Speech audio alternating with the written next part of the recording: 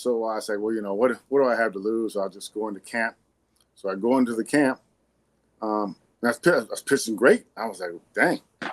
And then one of the pitchers got hurt. I think it was Zambrano. I think it was Victor Zambrano. And I remember my mother was sick. She had breast cancer, so she had surgery. She was going to have surgery, and I kept telling Omar, I said, hey, I got to leave.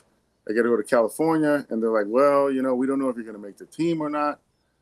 And I said, well, I got to go.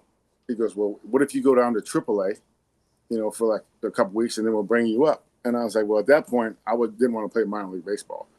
So I was like, thank you. I'm not going down to AAA. So as I'm flying back to California, stop in Dallas, that's when I get the phone call from Omar asking me, would I go down to AAA? And I was like, I told you I'm not going down to AAA. So I fly down to California. My mother has a surgery on a Friday, and he calls me. Him and Willie Randolph call me on Saturday and say, hey, you're on the team. We need you back here on Sunday for the workout. And then I think the season started maybe that Monday.